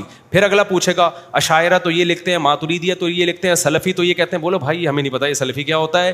اشاعرہ وہ سب صحیح ہیں, اشاعرہ ماتریدیہ بڑے بڑے علماء گزرے ہیں, سمجھ رہے ہو, سلفیوں میں بھی بڑے بڑے بزرگ علماء ہیں. کسی پہ عوام کو طنز کرنے کی ضرورت نہیں ہے, عوام ان مسائل سے خاموشی اختیار کرے. پھر بھی اگر وہ کوئی ہونا پھر اگلا سوال پوچھے تو آپ بولو کہ قرآن کیا کہتا ہے متشابہات کے بارے میں, کہ جن کے دلوں میں زیغ اور کجی ہے, فتنہ ہے, وہ ان متشابہات کے پیچھے پڑتے ہیں, ان مسائل میں پڑتے ہیں. تو آپ کیوں بار بار ایک ہی چیز کے بارے میں سوال پوچھ رہے ہو, سمجھتے ہو کہ نہیں سمجھتے؟ تو بس بولو بحث ختم کرو, پھر اس بحث میں پڑھو ہی نہیں. آپ کہہ سکتے ہو مجھ سے آپ کیوں پڑھے ہیں, میں تو بہت عرصے کے بعد پڑھا ہوں اور اب دوبارہ بھی نہیں پڑھوں گا کئی سالوں تک, کیونکہ جس چیز کو بار بار ریپیٹ کیا جائے نا تو وہی فتنہ بن جاتا ہے. تو بس اتنا عوام کے لیے کافی ہے. باقی کسی عالم کو برا بلا مت کہو, علماء کی جو آپس میں بحثیں ہو رہی ہیں ہونے دو ان کو. آپ علماء کی اصلاح نہیں کر سکتے, اور بعض دفعہ علماء کو بحث کرنی اس لیے پڑتی ہے کہ ایک طرف غلو ہو رہا ہوتا ہے, تو علماء کی ذمہ داری ہوتی ہے اس غلو کو ختم کرنے کے لیے دوسری رائے پیش کریں. تو یہ علماء کی ذمہ داری ہے, لیکن آپ کی یہ ذمہ داری نہیں ہے. آپ کی اتنی ہے جتنی میں نے بتا دی. کوئی پوچھے اللہ کی لوکیشن کہاں ہے, پہلے تو اس کو بولو یہ تجھے ضرورت کیا پیش آ گئی یہ پوچھنے کی. نبی نے تو پوچھا تھا باندی سے کسی وجہ سے, یہ دیکھنے کے لیے کہ غیر مسلم ہے یا مسلمان ہے, ٹھیک ہے نا. تو تجھے کیا ضرورت پیش آ گئی؟ پھر بھی کوئی بہت زیادہ اس کو مسئلہ ہو رہا ہے، گھر میں بیوی سے جھگڑا ہوا ہے اس کا، بعض دفعہ ہوتا ہے، تو آدمی کے گھر میں کوئی سن نہیں رہا ہوتا تو کہتا ہے چلو باہر آ کے کچھ کرتے ہیں. پوچھے اللہ کہاں ہے؟ بول دو بھائی آسمان میں. تو کیا ہر جگہ موجود نہیں ہے؟ تو کہہ رہے ہم نے کہا ہر جگہ موجود نہیں ہے بھائی، اللہ تو ہر جگہ ہے، ہمیں دیکھ رہا ہے اور ہمیں ہر وقت سن رہا ہے، اور ہم جہاں کہیں گے اللہ وہاں ہے. سمجھتے ہو کہ نہیں سمجھتے؟ اتنی بات کرو اور پتلی گلی سے نکل لو.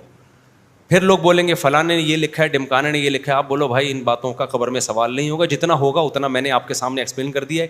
کائنڈلی آپ ان باتوں میں مجھے مزید نہ ڈالیں. سمجھتے ہو کہ نہیں سمجھتے ہو؟ اس کے بعد چاہے وہ پنج پیری ہو، غیر پنج پیری ہو، سلفی ہو، غیر سلفی ہو، یہ آپ کے مسائل نہیں ہیں، یہ علماء کے مسائل ہیں، انہی پہ سوٹ کرتے ہیں. عوام کو ان مسئلوں میں پڑھنے کی اجازت نہیں ہے، سوائے اپنا دین برباد ہوگا. اور پھر بڑے بڑے علماء پہ لوگ پھر طنز کرنا شروع کر دیتے ہیں، بدتمیزیاں شروع کر دیتے ہیں. بڑے بڑے علماء اشاعرہ میں گزرے ہیں، ماتریدیہ میں گزرے ہیں، سلفیوں میں گزرے ہیں. تو کس کس کو آپ برا بھلا کہو گے؟ اگر ایک رائے پہ ڈٹ گئے تو بہت بڑے مسائل کھڑے ہو جائیں گے اس سے. تو بہتر ہے مبہم ہے، بس اجمالی ایمان رکھو اور پتلی گلی سے. یہ پتلی گلی اللہ کی بہت بڑی نعمت ہے، یہ نہ ہوتی ہم پھنس چکے ہوتے. اب تک بہت ساری چیزوں میں ہم خود پتلی گلی سے نکل جاتے ہیں. جن علاقوں میں چوڑی گلیوں کے ساتھ پتلی گلیاں ہوتی ہیں نا، وہاں لوگ قرضہ کھا کے بھاگنے میں آسانی ہوتی ہے، پولیس سے گرفتاری میں آسانی ہوتی ہے. پولیس چوڑی گلی سے آئی، آپ نکل گئے پتلی گلی سے. 1 کروڑ روپے قرضہ لیا ہوا تھا، بندہ آ گیا چوڑی گلی سے، آپ نکل گئے پتلی گلی سے. تبلیغ والے آئے گشت کے لیے، آپ تھکے ہوئے ہو، آپ نہیں چاہ رہے، تبلیغ والوں نے دیکھا آپ کو چوڑی گلی سے گھستے ہوئے، تو آپ پتلی گلی سے نکل جاؤ ہر لحاظ سے بچنے کے لیے. تو یہ پتلی گلی جسمانی یعنی فزیکلی بھی ہوتی ہے اور حسی بھی ہوتی ہے. تو جب کوئی آپ سے متشابہات کے بارے میں سوال پوچھے، اللہ کہاں ہے، وہ فلانے نے یہ لکھا یہ لکھا، تو یہ چند باتیں یہ یاد کر لو، جواب دو اور پتلی گلی سے نکل جاؤ. میری خواہش ہے کہ کسی اب بول وہ ٹھیک ہے، ہاں پھر بھی وہ کیا سنتے نہیں، آپ کو پتہ نہیں یار. علماء پنجپیر بڑے بڑے علماء گزرے ہیں. میں پنجپیری نہیں ہوں، پہلے بتا دوں، میرا وہی عقیدہ ہے جو المحند المفند میں لکھا ہوا ہے. لیکن یہ ہمارے یہاں غلو بہت زیادہ ہو رہا ہے بہت سی چیزوں میں. تو بڑی بڑی خدمات ہیں، میں ایسے ایسے گاؤں میں گیا ہوں، دیہاتوں میں گیا ہوں جہاں ایسا شرک تھا، پنجپیر کے علماء نے محنت کی، جڑ سے ختم کر دیا وہاں شرک کو. تو بھائی جب کام بھی تو دیکھو نا، اگر کچھ نیگیٹو کام ہے تو پازیٹیو بھی تو ہیں. ہم جب مخالفت پہ آتے ہیں تو بس ہر چیز کی ہماری عادت ہے کہ دھجیاں اڑا دیں ہم اس کی. تو یہ جو اگر پنجپیر کے علماء نہ ہوتے، یہ جو گاؤں دیہاتوں میں ہر گلی محلہ شرک کا اڈا بنا ہوا تھا، وہاں پنجپیر کے علماء نے بڑی بڑی محنتیں کی، 10 سال درس دیے. گاؤں دیہاتوں کے لوگوں کو انسان کا بچہ بنانا آسان نہیں ہوتا، وہ بڑے ڈھیٹ ہوتے ہیں. میں نے واقعہ بیان کیا نا، میں 2007 میں گیا یا 6 میں وہ گلگت کے ایک گاؤں میں، ایک قبر ایک بالش سے اونچی نہیں تھی اور کوئی بدعت نہیں پورے علاقے. میں نے کہا یار پہلا گاؤں ایسا دیکھا ہے جس میں کوئی بدعت ہی نہیں ہے. انہوں نے بتایا علماء پنجپیر کی محنت ہے، وہاں سب نے یہی کہا. تو اس لیے مخالفت بھی اعتدال سے ہو اور حمایت بھی کیا ہو، اعتدال سے. تو نیکیاں برائیاں سب دیکھی جائیں گی. باقی جو متشدد ہیں وہ تو دونوں پارٹیوں میں برے ہیں. یہاں بھی بعض متشدد ہیں جنہوں نے فتویٰ دے دیا کہ پنجپیری کے پیچھے نماز ہی جائز نہیں ہے. ایک طرف ہم گرین چینل کے پیچھے نماز کو جائز قرار دیتے ہیں، جن کے عقائد ہم سے بہت سارے چیزوں میں مختلف ہیں. پنجپیریوں کے تو 99.9% وہی عقائد ہیں جو المحند المفند کے ہیں، 0.1% میں شاید اختلاف ہو. تو یہ کیا بات ہے، ادھر نماز جائز ہے ادھر نماز جائز نہیں ہے، تو یہ غلو ہے کہ نہیں ہے؟ اب کیا ہو گیا؟ تو یہ دونوں طرف غلو ہوتا ہے، وہاں سے بھی غلو ہوتا ہے یہاں سے بھی غلو ہوتا ہے. میں ایک پنجپیری عالم کے پاس گیا، میں نے کہا آپ کیوں ممات النبی کانفرنس کر رہے ہو؟ ایک سرگودا میں نا 20 سال پہلے کانفرنس ہو رہی تھی ممات النبی کے نام سے. میں نے کہا یہ تو سرگودا تھا یا کوئی اور شہر تھا؟ تو یہ تو غلو ہے بھائی. آپ کا یعنی پوری کانفرنس کا نام آپ نے رکھ دیا. انہوں نے کہا حیات النبی کانفرنس بھی تو ہو رہی ہے. تو انہوں نے بتایا یہ پوسٹر لگا ہے. تو نہیں بھائی یہ کیوں اختلافی مسائل پہ اتنا گڑبڑ کرنا ٹھیک نہیں ہے. یہ سب علماء ہیں، سب سے محبت کرو. اس سے انسان کا خشوع و خضوع نماز کا خراب ہوتا ہے. جب نفرتیں دل میں ہوتی ہے نا، نہ نماز میں مزہ آتا ہے، نہ تلاوت میں مزہ آتا ہے، نہ دعاؤں میں مزہ آتا ہے. ہمارے استاذ نے واقعہ بتایا کہ مکہ میں نا ایک عورت کا بچہ گم گیا. KPK کی خاتون تھی پٹھان، ان کا بچہ گم گیا. بچہ جب گم گیا ہے تو ایک آدمی نے کہا کہ میں تمہارا بچہ تلاش کر کے لاؤں گا. اس نے کہا نہیں لے کر آؤ، کہتے ہم نے اس خاتون سے پوچھا بھائی یہ کہہ رہا ہے میں لے آؤں گا, اس نے کہا پنجپیری ہے. یعنی بچہ وہ تلاش کر, کوئی گورنمنٹ میں ہوگا یا حکومت میں ہوگا, سعودی کوئی شرطا ہوگا, تھا وہ KPK کا, یا کوئی بھی اس کا کوئی وسائل ہوں گے, ذرائع ہوں گے. تو ہمارے استاذ کہتے ہیں واہ بھائی واہ, تیرا بچہ گم جائے وہ تجھے نہیں ہے, پنجپیری سے بچہ نہیں تلاش کروانا. کیسے عجیب پاگلوں والی بات ہے نا. وہ میں ایک آخری دفعہ بس یہ لطیفہ سنا رہا ہوں, مجھے یاد ہے وہ ایک صاحب نے لطیفہ سنایا ہے, تو لطیفہ لیکن ہے بالکل درست, یعنی ہماری حالات کی صحیح عکاسی کی ہے. کہتے ہیں امریکہ کسی جنگل میں 2 بندے ملے, ایک تو امریکہ کتنا دور, پھر اس کا جنگل. اتفاق سے ایک آدمی کو آدمی نظر آ گیا, بندر تو بہت نظر آ رہے تھے, انسان نظر نہیں آیا تھا. تو یہ اس نے جا کے اس سے ملا, بولا ورز یار چلو کافی عرصے کے بعد ایک آدمی دیکھنے کو ملا ہے. یہ پاکستانیوں کی حالات کی عکاسی کی ہے اس لطیفے میں, کہ ہمارے حالات مذہبی لوگوں کے ایسے حالات ہو گئے ہیں, اتنی نفرت. تو جا کے ملا, السلام علیکم یار, شکر ہے کوئی بندہ دیکھنے کو ملا ہے, ویسے تم ہو کہاں کے؟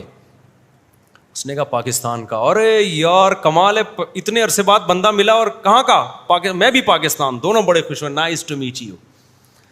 اچھا پاکستان میں تو ہے کدھر کا یار؟ پنجاب کا ہے, پشتو ہے, سرائکی ہے, اردو ہے. اس نے کہا اردو اسپیکنگ. ارے میں بھی اردو اسپیکنگ. واہ بھائی واہ, دونوں اردو اسپیکنگ. یا پشتو تھے فرض کر لو, چلو ہم اردو ہی فرض کر لیتے ہیں. میں بھی, ارے واہ واہ مزہ آ گیا یار. اچھا یہ بتا کہ تو مذہب کیا ہے؟ مسلم ہوں. ارے ہم بھی مسلمان, ماشاء اللہ یار, ساری چیزیں کیا ہو رہی ہیں سیم, کتنی خوشی ہوتی ہے نا انسان کو. اچھا مسلمانوں میں تو یہ بتا کہ یہ حنفی, شافی, مالکی, حنبلی 4 ہوتے ہیں, تو کیا ہے؟ انہوں نے کہا حنفی ہوں. ارے یار ہم بھی کیا ہیں, فقہ حنفی کو فالو کرتے ہیں. زبردست یار.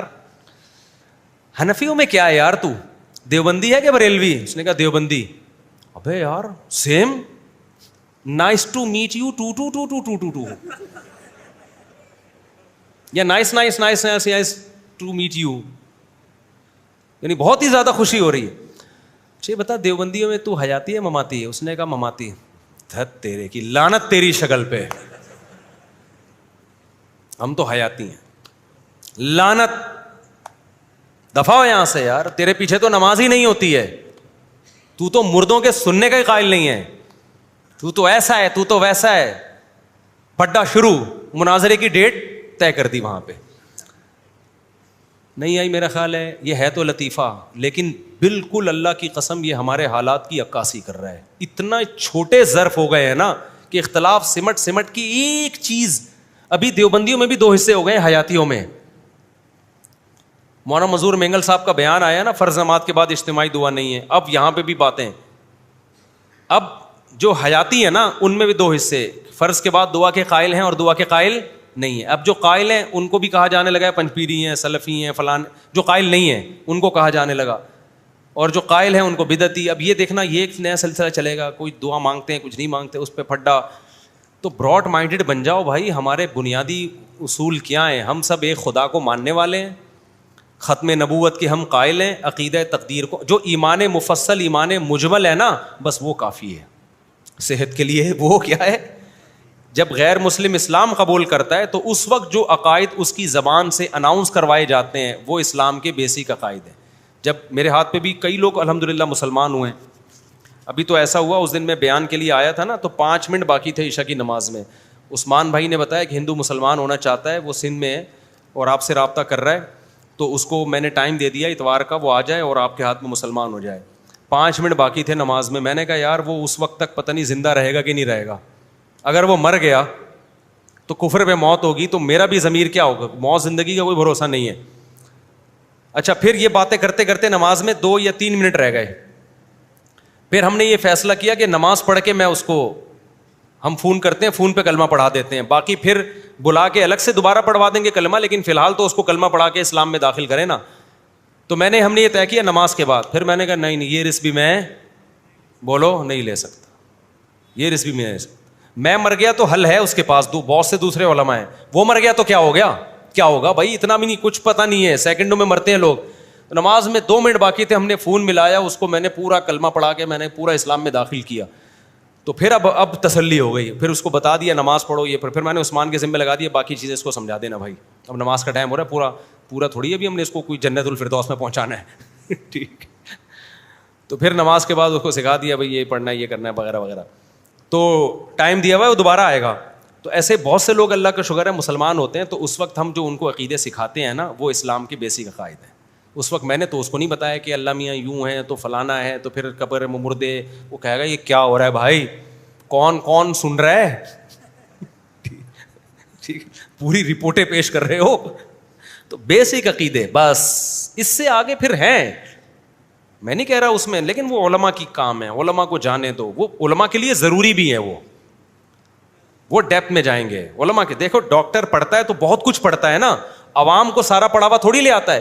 اب دیکھو آپ کے سر میں درد تھا, آپ ڈاکٹر کے پاس گئے, اب ڈاکٹر پوری رپورٹ پیش کر رہا ہے کیونکہ میں نے میڈیکل سائنس میں 4 سال پڑھا ہے, سر میں درد کے یہ اسباب ہوتے ہیں, ایکچولی یوں بھی ہوتا ہے یوں بھی ہوتا ہے. آپ کے سر میں درد کم ہونے کے بجائے بڑھ جائے گا. آپ بولے گا ڈاکٹر صاحب سیدھی سادی بات کرو, میں نے کیا کرنا ہے؟ ڈاکٹر کہے گا 2 گولی پیناڈول کھا اور پتلی گلی سے نکل, پھر بھی آرام نہ ہے, یہ ٹیکا ٹھوکے گا, جا بھائی.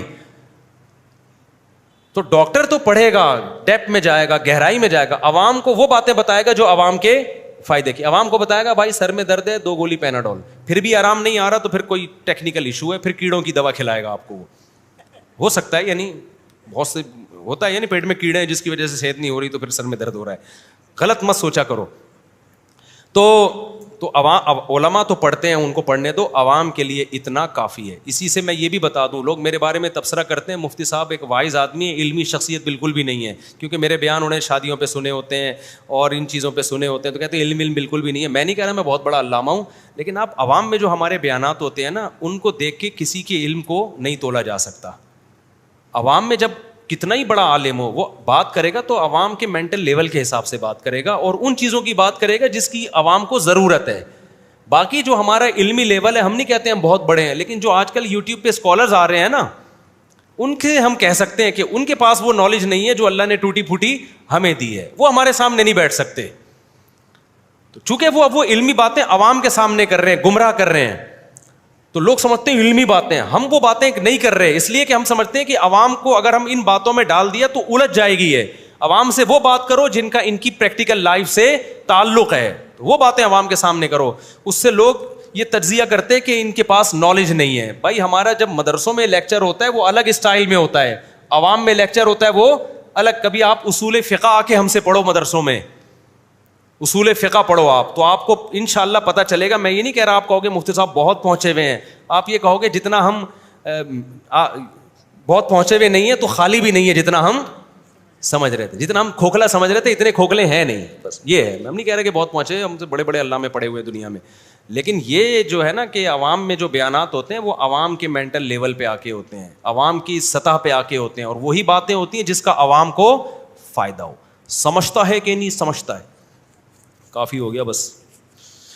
دیندار لڑکی سے نکاح, میرے والدین کہیں اور نکاح کرنا چاہ رہے ہیں, دیندار سے نکاح کرو میرے بھائی, دیندار سے نکاح کرو. نبی نے حکم دیا سب سے پہلے رشتے میں دیندار کو ترجیح دو, کیونکہ آگے پوری نسل کیا ہو جائے گی, خراب ہونے کا خطرہ ہے. اپنی نسل کو بچانا پہلے ضروری, دوسروں کی نسل بعد میں فکر کرو. میں اس طرح آپ پریشان کریں آپ کے 50 سال میں, ابھی 50 کا ہوا نہیں ہوں, 48 کا چل رہا ہوں, مجھے کیوں, میں پہلے ہی پریشان ہوں, میں 50 کا ہونے والا ہوں, اوپر سے یار کیا خیال ہے. 49 میں لگا ہوا ہوں, ابھی ہونے آؤں جنوری میں 49 کا ہو جاؤں گا میں, سمجھتے ہو, تو پہلے ہی 50 کا کر دیا یار. مفتی صاحب ہو گیا. میرا کزن ہر ایک وہ اپنی زوجہ کو پردہ کرواتا ہے اور کسی مخلوط دعوت میں نہیں لے کے جاتا. رشتہ دار کہتے ہیں تو ظلم ہے, ہر کسی کا دل چاہتا ہے خوشی غمی میں مخلوط دعوت میں بیوی کو نہ لے کے جائیں. یہ آخری سوال ہے, اس کے بعد بند, بس مزید نہیں کوئی سوال آئے گا. یہ اہم سوال ہے, مخلوط دعوت میں بیوی کو نہ لے کے جائیں, جائز نہیں ہے. جہاں مکس گیدرنگ ہو, مرد لڑکے, خاص طور پہ شادیوں میں تو بہت ہی بےہودگی, کیونکہ لڑکیاں بڑے ادھورے لباس میں ہوتی ہیں اور لڑکے فل ٹھڑک کی پیک پہ پہنچے ہوئے ہوتے ہیں, سمجھ رہے ہو. اس میں اپنی بیویوں کو, بیٹیوں کو, بہنوں کو لے کے جانا یہ صحیح بغیرتی ہے. جب بغیرتی پہ سمجھوتا کر لو تو پھر جو مرضی کرو. تو اب کرنا کیا ہے, آپ کی بیوی کو آپ نے پردہ کرایا یا اس نے اپنے شوق سے پردہ کیا, تو یہ بات تو درست ہے کہ بہت ساری انٹرٹینمنٹ کی چیزوں سے آپ کی بیوی محروم ہو جائے گی. اس کا پھر تلافی کرو آپ, اس کی تلافی یہ کرو کہ اپنے ساتھ اس کو جہاں جہاں لے جا سکتے ہو لے کے جاؤ, گھمانے پھرانے لے کے جاؤ, ساحل سمندر پہ لے کے جاؤ, مری لے کے جاؤ, کوئٹہ لے کے جاؤ, گھماؤ پھراؤ اس کے ساتھ, اس کو گھر کی چار دیواری میں بند مت کرو, اس کا حق دوسری عورتوں سے زیادہ ہے. دیکھو جو شراب نہیں پی رہا, چرس نہیں پی رہا, اور اس پہ آپ اچھے مشروب پہ بھی پابندی لگا دو تو پھر چرس پہ آئے گا وہ, ڈائریکٹ شراب پہ آئے گا وہ. ابے جو آدمی ڈرامے نہیں دیکھ رہا, فلمیں بھی دیکھ رہا, انٹرٹینمنٹ نہیں ہے نا, تو جائز انٹرٹینمنٹ اس کو زیادہ کرنی پڑتی ہے تاکہ وہاں سے اس کی تلافی ہو. حضرت مفتی محمد شفیع صاحب رحمہ اللہ تعالیٰ, جو حضرت مفتی تقی عثمانی صاحب کے استاذ ہیں, کتنے بڑے اللہ والے بزرگ تھے, وہ فرماتے تھے کہ پردے دار عورتوں کو زیادہ پروٹوکول دینا چاہیے, گھمانا پھرانا. آپ کو اللہ نے پیسہ زیادہ دیا ہے تو باہر ملک لے کے جاؤ اپنی بیوی کو, پیسہ زیادہ نہیں دیا تو اندرون ملک میں اس کو سیر کراؤ. سمجھتے ہو, آپ تو مشہور لوگ نہیں ہو, آپ تو اپنی بیوی کو ہر جگہ لے جا سکتے ہو نا, ساحل سمندر پہ لے کے جاؤ. پھر اب ساحل سمندر پہ مکس گیدرنگ کا ماحول ہے تو وہ اس سے کوئی فرق نہیں پڑتا, وہ تو ہر جو بھی پبلک پلیس ہوگی وہاں کیا ہوگا, وہاں مرد بھی ہوں گے, اور ایسا کوئی ساحل سمندر تو نہیں ہے لیڈیز کے لیے الگ جینٹس کے لیے الگ. اس مکس گیدرنگ میں وہ بے حیائی نہیں ہوتی جو شادیوں میں ہوتی ہے, سمجھتے ہو. اور شادیوں میں تو اس لیے بھی کہ وہ تو کنٹرول میں تھا نا جس نے آپ کو دعوت دی ہے, اس نے کیوں مکس گیدرنگ کی, وہ پارٹیشن کیوں نہیں کی اس نے, تو اس کا تو بائیکاٹ ویسے بھی واجب ہے تاکہ گناہ کو پروموٹ. لیکن ساحل سمندر پہ تو کوئی کسی کا اختیار نہیں ہے نا, تو وہاں اگر مرد بھی عورتیں بھی, آپ اپنی گھر والوں کو پردے میں لے کے جاؤ, الگ جگہ تلاش کرو جہاں مرد نہ ہو جتنا ہو سکے. تو اسی طرح گھمانے پھرانے, مری ہے, نتھیا گلی ہے, ہنزا ہے, بہت ساری جگہیں ہیں جہاں آپ اپنے گھر والوں کو لے جا سکتے ہو. پیسہ بالکل بھی نہیں ہے, کوئی بات نہیں یار, آپ اپنے گھر والوں کو باہر نکلو, ہائی وے پہ جاؤ, کسی دن ہوٹل پہ اچھا کھانا کھلے ماحول میں بیٹھ کے کھلا دو. دینداروں میں یہ بڑا فالٹ ہے کہ وہ صرف شریعت تو نافذ کرتے ہیں بیوی پر, جو بیوی کو حق دینا چاہیے وہ نہیں دے رہے ہوتے. اس سے بیوی کہتی ہے, دل میں اس کے یہ بیٹھ جاتا ہے کہ صرف اپنے مطلب کی شریعت میرے میاں کو آتی ہے, وہ والی شریعت نہیں آتی جس میں آتا ہے کہ نبی صلی اللہ علیہ وسلم حضرت عائشہ کو اپنے ساتھ دعوت میں لے کے جاتے تھے, یہ والی شریعت نہیں آتی اس کو. ہمارے نبی نے اپنی زوجات کو اتنا پروٹوکول دیا, ایک صحابی نے نبی کی دعوت کی, بڑی غربت کا دور تھا, تو آپ صلی اللہ علیہ وسلم فرمایا دعوت جب قبول کروں گا جب میرے ساتھ عائشہ کو بھی بلاؤ. ان صحابی نے کہا پھر دعوت نہیں ہے, کیونکہ وہ بیچارے غریب تھے, اتنا نہیں افورڈ کر سکتے کہ 2 بندوں کا کھانا رکھیں. تو نبی نے بھی منع کر دیا, بھائی میری زوجہ کو بھی ساتھ میں انوائٹ کرو گے تو آؤں گا ورنہ نہیں آؤں گا. ان صحابی نے کچھ وقت کے بعد, صحیح حدیث ہے, دوبارہ دعوت کی, یا رسول اللہ آپ کی دعوت میرے گھر پہ. آپ نے فرمایا عائشہ کو بھی بلاؤ گے تو پھر آؤں گا. انہوں نے کہا نہیں یہ نہیں ہو سکتا. پھر آپ نے فرمایا جاؤ ہم بھی نہیں آ رہے. تیسری دفعہ پھر انہوں نے دعوت کی, آپ نے فرمایا عائشہ کو بھی بلاؤ, فرمایا ہاں دونوں آ جائیں. تو عورت جب دیکھتی ہے نا میرا میاں پردہ نماز میں تو بڑا سخت ہے, پردہ کیا کرو بیگم, نماز پیا کرو بیگم, اور شوہر کی خدمت اسلام میں بہت ضروری ہے. نبی نے فرمایا اگر عورت کو حکم ہوتا سردہ کرے, کسی کو اجازت ہوتی سردہ کرے تو کس کو سردہ کرنے کا حکم ہوتا, شوہر کو. اتنا میرا اسلام میں احکام ہے. تو بیگم کہتی ہے ٹھیک ہے, آج ایسا کرتے ہیں, بچوں کی بھی کل چھٹی ہے تو آج ہائی وے پہ چلتے ہیں کھانا کھانے, ٹھیک ہے, وہاں ذرا کھلے شلے تخت لگے ہوئے ہیں, کھلا ڈلا, ہمیں بھی تھوڑا سانس لینے کا موقع ملے گا. تو آپ فوراً کہو بیگم مہنگائی دیکھو کہاں جا رہی ہے, ملک کی حالات دیکھو. کیا مفتی صاحب کا بیان نہیں سنا کہ ہوٹلوں کا کھانا نہیں کھانا چاہیے؟ اس سے یہ ہوتا ہے, خود کھا کے آیا دوستوں کے ساتھ بیٹھ کے, اس وقت مہنگائی اس کو سمجھ میں نہیں آ رہی تھی, کبھی ادھر جا کے بیٹھا ہوا ہے, کبھی ادھر گٹر کے ڈھکن ہے نہیں پھر بھی گٹروں پہ بیٹھا ہوا ہے جا کے, ٹھیک ہے. تو وہ دیکھ رہی ہوتی ہے, سارے خرچے پورے ہوتے ہیں. جب ہماری بات آتی ہے تو اس کو موت آنا شروع ہو جاتی ہے. تو پھر عورت کے دل میں آتا ہے بھائی یہ شریعت اس کے مطلب کی ہے. تو اس لیے دیندار آدمی کو اپنی زوجہ کو محبت دوسروں سے زیادہ, دیکھو لبرل لوگ محبت نہ دینا, عورت کے پاس محبت کے متبادل بہت ہوتے ہیں, بہت ساری. وہ فلم دیکھ کے گزارا کر لے گی, وہ جناب شاپنگ پہ چلی جائے گی, خود ہی گھوم رہی ہوتی ہیں, کوئی پردہ وردہ نہیں ہے. ان کے یہاں تو جو زیادہ لبرل ہے ناچ گانے بھی چل رہے ہوتے ہیں. بیگم جو ہے کسی تقریب میں جا کے تھوڑا سا ٹھمکا لگا لیا, لوگوں نے بڑی تعریفیں کی, ماشاء اللہ بھابھی آپ بہت اچھا ناچ رہی تھی, کائنڈلی اب آپ ہی ناچیے گا اگلی شادی میں دوبارہ. تو وہ ساری چیزوں کی تلافی ہو جاتی ہے, ٹھیک ہے نا. دیندار آدمی کے یہاں تو بھائی بیوی نے پردہ کرنا ہے, اپنے شوہر کے علاوہ کسی کو دیکھنا نہیں ہے, جانا ہے اپنی اماں کے گھر جا کے بیچاری 1 ہفتہ رہ کے آ جائے گی, اس کے علاوہ کہیں آنا جانا نہیں ہے, نہ اس میں فلمیں دیکھنی ہے نہ ڈرامے دیکھنی ہے. اوپر سے آپ بھی مکھنچو آ گئے تو گھر میں چنگیز خان کی طرح گھر میں آ رہے ہو, ہلاکو خان کی طرح گھر میں داخل ہو رہے ہو آپ, تو پھر یہ بغاوت پھیلتی ہے اس سے اور کچھ بھی حاصل نہیں ہوگا.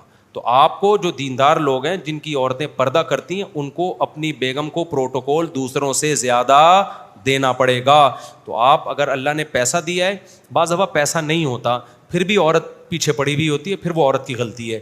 ایک خاتون نے کہا نا کہ دیکھیں آپ مجھے بتائیں ہم سوئٹزرلینڈ اگر جائیں تو کتنا خرچہ ہوگا. اس نے کہا کوئی بھی خرچہ نہیں ہے سوئٹزرلینڈ جانے میں. اس نے کہا آپ بتائیں نا, حیرت کی بات ہے, میں سوئٹزرلینڈ کی بات کر رہی ہوں, آپ بتائیں ذرا بجٹ بتائیں کتنا خرچہ ہوگا. اس نے کہا کوئی بھی خرچہ نہیں ہوگا. ٹھیک ہے کیوں بھائی؟ اس نے کہا سوچنے پر کوئی خرچہ نہیں ہوتا. تو اب بیچارے کی اوقات انڈا موڑ جانے کی نہیں ہے, بیگم کہہ رہی ہے سوئٹزرلینڈ لے کے جاؤ, تو یہ غلط ہے. لیکن جہاں کی اوقات ہے وہاں تو لے کے جاؤ نا. تو اگر آپ کی اوقات باہر ملکوں میں اپنے بیگم کو لے جانے کی ہے تو لے کے جاؤ. سمجھتے ہو کہ نہیں سمجھتے؟ بدماشی سے لے کے جاؤ. سامنے والا کہہ رہا ہے بھائی اکیلے آؤ, بیگم کو نہیں لانا. بولا بھائی بیگم آئے گی تو میں آؤں گا ورنہ میں نہیں آ رہا.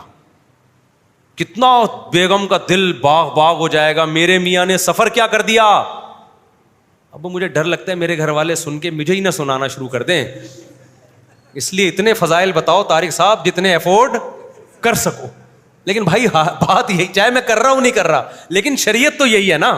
میں یہی بول دوں گا بیگم کو کہ بھائی کیا کریں, مجبوری ہے. دیکھو میرے لیے تو مصیبت یہ ہو گئی ہے, میں جب سے مشہور ہوا ہوں تو گھر والوں کو لے کے کہیں گھوم ہی نہیں سکتا. میں پہلے میں گھومتا تھا گھر والوں کو لے کے, میں خود لانگ ڈرائیو پہ نکلا ہوں, سب گھر والوں کو لے کے گیا ہوں. گلگت بھی لے کے گیا ہوں, چترال بھی لے کے, گلگت چترال تھوڑا زیادہ ہو گیا, جھوٹ بول ہی نہیں سکتا نا میں اسلام آباد وہ مری اور نتھیا گلی لے کے گیا اور سوات مردان لے کے گیا.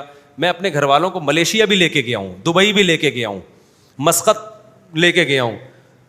سمجھتے عمرہ بھی ایک گھر والوں کو کرا دیا میں نے. نمبر لگاتا ہوں نا میں, تو عمرے پہ تو سب کے نمبر لگیں گے. جب میرے پاس وسائل نہیں تھے تو میں ماموں کے گھر لے جاتا تھا. مجھے یاد ہے ایک دفعہ میرے ماموں نے مجھے بولا آ جاؤ, میں نے گھر والوں کو کہا چلیں ماموں سے مل کے آتے ہیں. انہوں نے کہا چلو, ماموں کے لے گیا, پھپھو کے لے گیا. یہی ہماری اوقات تھی. کیا خیال ہے بھائی؟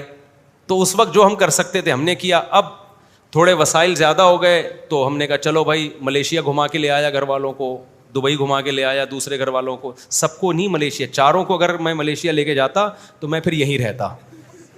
آپ چاروں چلے جاؤ, ہم یہاں پر ہیں. کیونکہ پھر ملیشیا کی گورنمنٹ سارے اتنے جھگڑے ہو سکتے ہیں کہ پورا ملیشیا میں کرفیو لگ جاتا. تو جس کی بھی 2-3 بیویاں ہوتی ہیں 2-3 کو اکٹھا کہیں نہیں لے کے جاؤ بھائی, بہت مسائل ہوتے ہیں الگ الگ. تو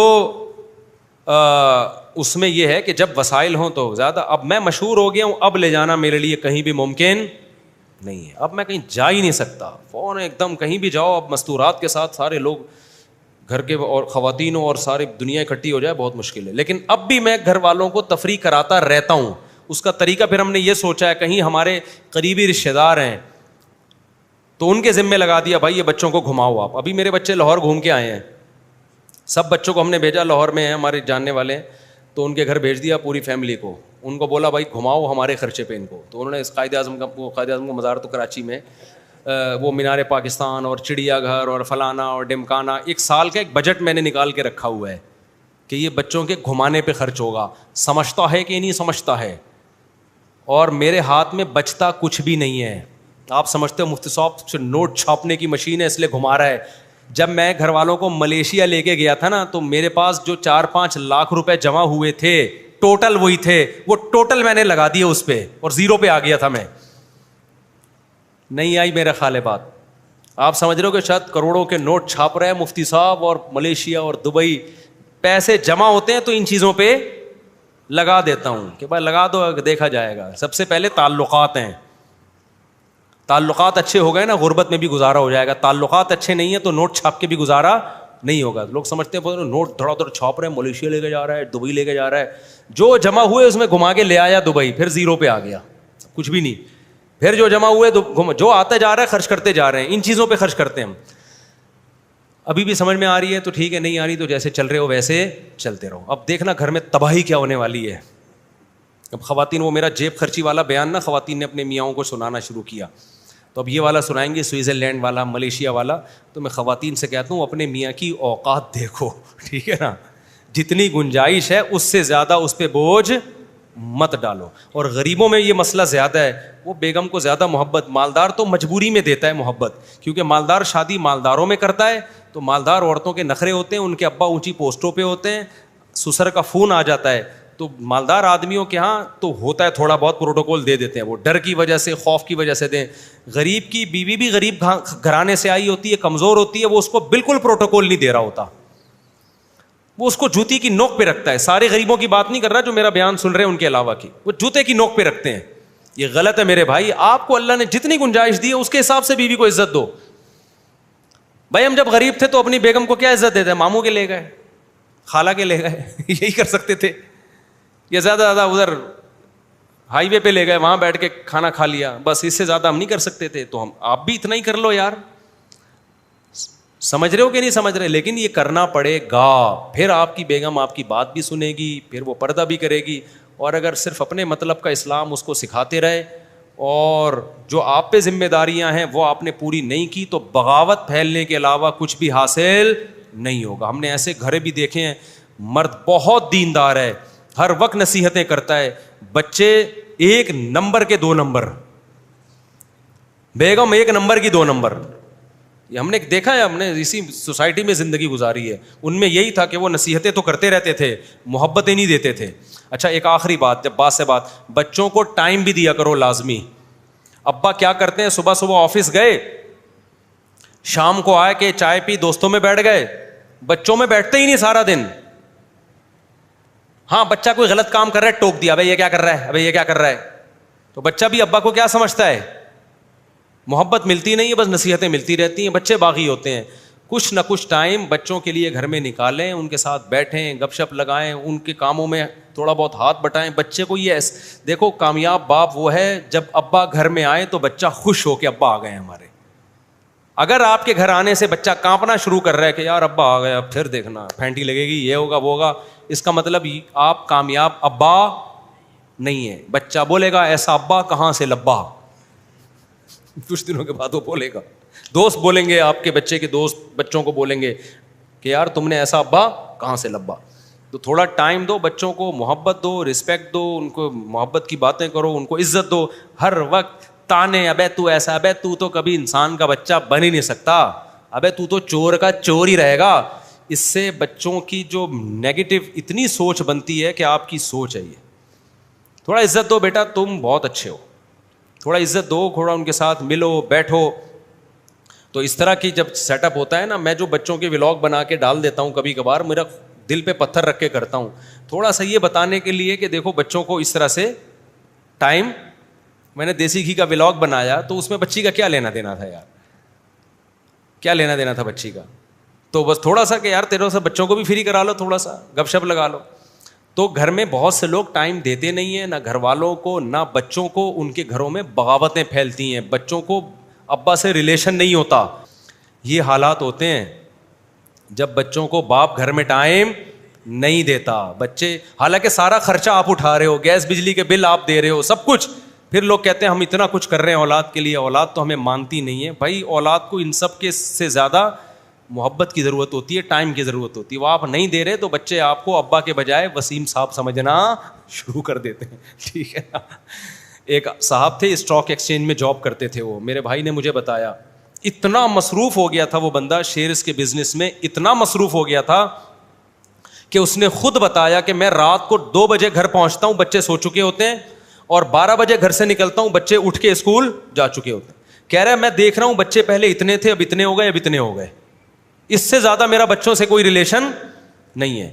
یعنی بچے ایسے کہہ رہے پہلے مجھے یہاں تک آتے تھے بستر میں, اب یہاں تک. یعنی بچوں کو بڑا ہوتے ہوئے, تو جیسے میں جب 1 مہینے کے لیے سفر پہ جاتا ہوں نا, تو آپ کے چوزوں کو دیکھتا ہوں تو مجھے لگتا ہے کہ اب اتنے بڑے ہو گئے ہیں. صاف پتہ چلتا ہے کہ جو چوزے ہم چھوڑ کے گئے تھے پہلے اتنے تھے, اب کتنے ہو گئے, اتنے بڑے ہو گئے. تو کہہ رہا ہے مجھے بھی ایسا 1 مہینے بعد میں نے دیکھا بھائی اتنے ہو گئے بچے نا ہمارے. تو یہ ریلیشن ہے ابا کا آج کل مارکیٹ میں. تو اس لیے تھوڑا بچوں کو نا تھوڑا گھمانے پھرانے لے جایا کرو, تھوڑا ٹائم دیا کرو, اور ہر وقت یوں تانے, تو چور کا بچہ ہے, تو ایسا بچہ ہے. کوئی غلطی کرے بھی تو اس اسٹائل میں آپ ان کو طنز نہ کیا کریں. اس سے ریلیشن کیا ہوتا ہے, خراب ہوتا ہے, جو بہت ڈینجرس ہے. بچہ ایک دم سے انسان کا بچہ نہیں بنتا, آہستہ آہستہ بنتا.